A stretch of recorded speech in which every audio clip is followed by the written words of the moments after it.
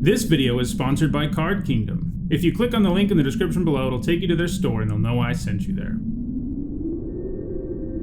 From Innistrad to Shadowmoor, what spooky top 10 does Nitsuhone have in store?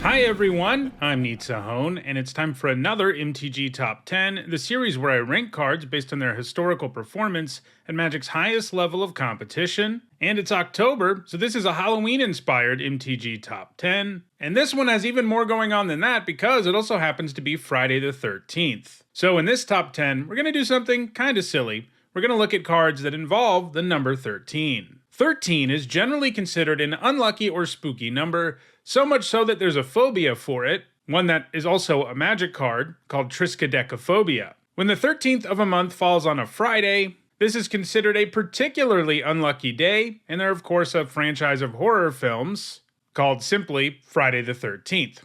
Almost every card in Magic that involves the number 13 is also from the plane of Innistrad, Magic's horror plane, so this is a perfect topic for a spooky top 10. To be eligible for this list, a card had to have 13 somewhere on the card. This could be in its mana value, its power, its toughness, or in the text box. In all, there are 32 cards that feature this unlucky number, and in this video we'll take a look at the 10 that have left the biggest impact on competitive Magic. Before we get started, here's a quick reminder on how I score cards in these videos. A first tier top 8 is worth 2 points, this includes events like Pro Tours, and a second tier top 8 is worth 1 point, this includes events like regional championships. Before we get to the top 10, there is one honorable mention, and that's a card I just mentioned in the intro, Triskaidekaphobia. It's hard to talk about the number 13 in Magic without discussing this card, as it is certainly the 13th card in the history of the game. Plus, it only fell 1 point shy of making the list. For 3 generic and a black, Triskaidekaphobia is an enchantment, and at the beginning of your upkeep, you choose one of the following. Each player with exactly 13 life loses the game, then each player gains 1 life, or each player with exactly 13 life loses the game, and then each player loses 1 life. In addition to all those 13s in the text box, the art for the card features the number 13 about 10 times. So the idea here is that you can use those triggers to really control player life totals, and thus you'll find a way to actually make this alternate win condition do its thing at some point. As janky as it seems, it does in fact have one Grand Prix top 8. It was featured in the sideboard of a mono-black zombie deck. It could be brought in for grindier matchups where it gave you a bit of inevitability. Alright, let's move to the top 10 now, starting with the number 10 card, which is Krosan Cloudscraper, which is one of only 2 cards on the list that doesn't have something to do with the plane of Innistrad. It makes the list by virtue of being a 13-13. It costs 7 generic and 3 green, and at the beginning of your upkeep you have to pay 2 green or sacrifice it. It also has more for 7 generic and 2 green. This means you can play the Cloudscraper face down for 3 generic mana, and if you do that, it's a 2-2. Then you can pay this cost to turn it face up. Whether you go the Morph route or the hard cast route, the Cloudscraper is not exactly efficient. After all you're getting in the end is a huge vanilla creature. Although the Morph angle can allow you to flip it once it goes unblocked, and cracking in for 13 out of nowhere can be pretty fun. Still, because of its inefficiency, it hasn't ever been a card that was put into play. Instead, it gained all of its points in the extended Cephalid Breakfast deck, which used Cephalid Illusionist and free targeting effects to mill the entire library in the extreme early game, and then reanimate a Sutured Ghoul, which would have haste thanks to Dragon Breath, which you just milled. The Cloudscraper gave the Ghoul a ton of power, allowing it to swing for lethal quite easily. The Cloudscraper hasn't gained any points in any other deck, and it hasn't gained any points at all since 2005. At number 9, it's Invasion of Innistrad. While it isn't from an Innistrad set, obviously enough, it does depict the plane. The battle costs 2 generic and 2 black, and it has flash, and when it enters the battlefield, it gives a creature an opponent controls -13/-13. Obviously, that's going to allow you to kill pretty much anything, and because it's a battle, there's some more upside to be had. It has 5 defense, which you can lower to 0 by damaging it with attacks or targeted effects, and if you do, it becomes Deluge of the Dead, an enchantment that immediately makes 2 zombies, and it can hate on the graveyard while generating even more zombies. So with Invasion of Innistrad, you've got a great removal spell with all kinds of upside. It's seen a bit of play in Standard since being printed earlier this year, largely in Golgari aggro decks. It's likely to gain more points while it's in Standard, though it doesn't seem like it's going to be a staple in the format or anything like that.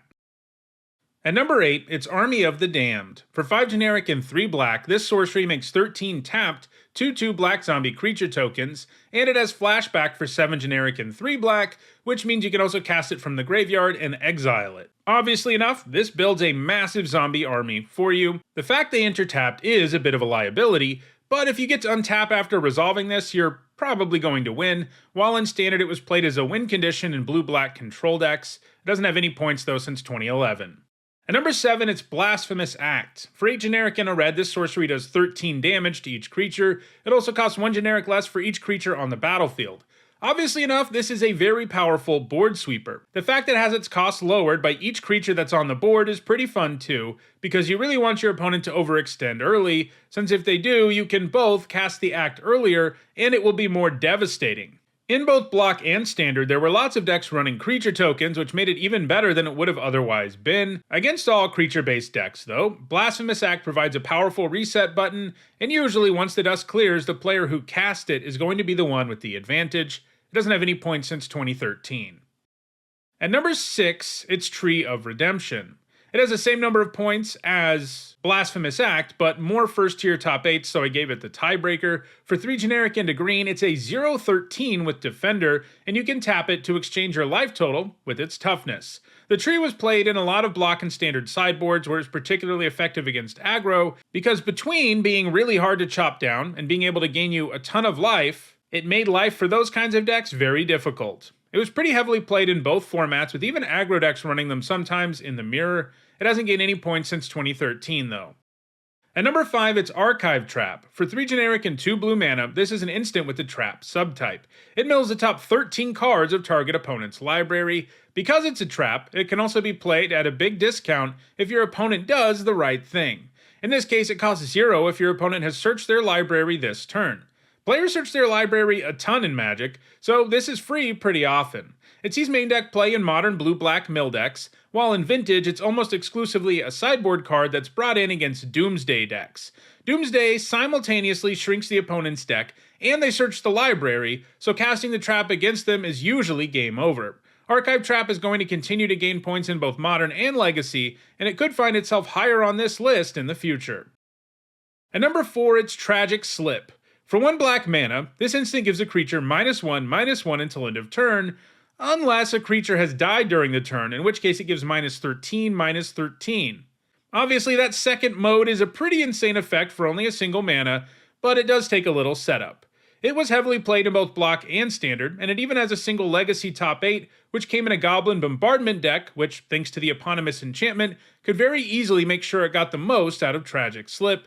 It's another card that doesn't have any points though since 2013, which is oddly fitting for this particular top 10.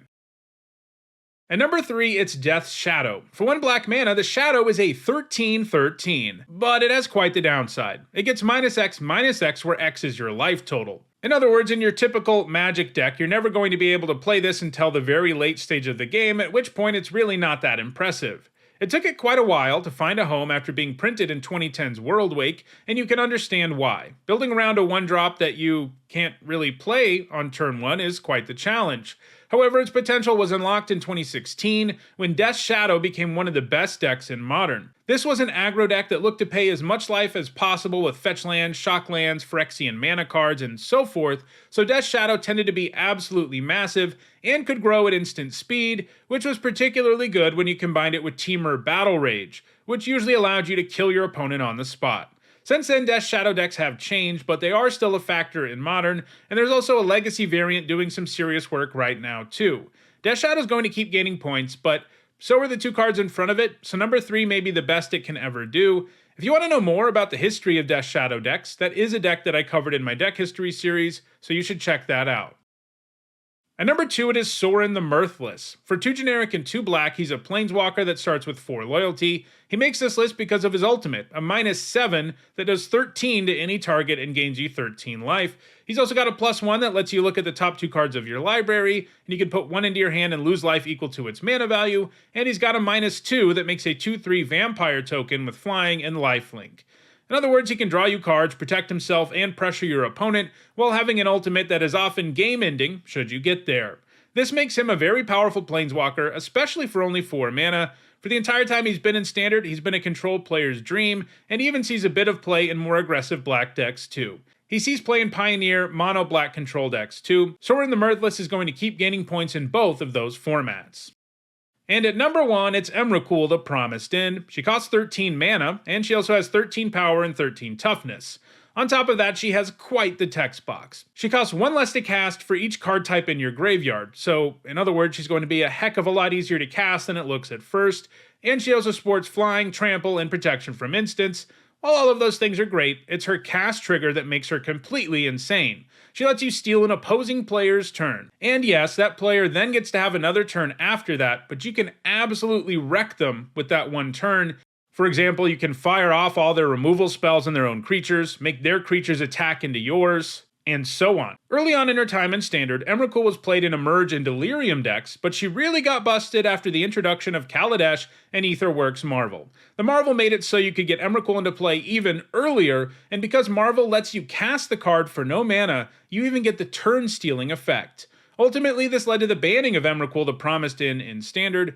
However, she has gained a ton of points in all of Magic's other formats, allowing her to stay active over the years. In Pioneer, she's played in Devotion to Green and Delirium. In Modern, you can find it in decks capable of producing a ton of mana like Amulet Titan and Tron. In Legacy, it's played in Cloud Post ramp decks as well as Eldrazi decks, and it's also gained a few points in Legacy land still. So Emrakul is very active and likely to keep on gaining points. So those are the top 10 cards in Magic that involve the number 13. Are you a Triskaidekaphile? Then check out the description, where you can find a direct Card Kingdom link for each card that appeared in the video. If you enjoyed this video, please like it and share it so that others will enjoy it too. If you want to make sure you catch future videos, don't forget to subscribe and turn on notifications. And if you want to catch up on past videos, including many more that are Halloween inspired, you can find that playlist in the description, and you'll see some other playlists on your screen shortly. Thanks for watching.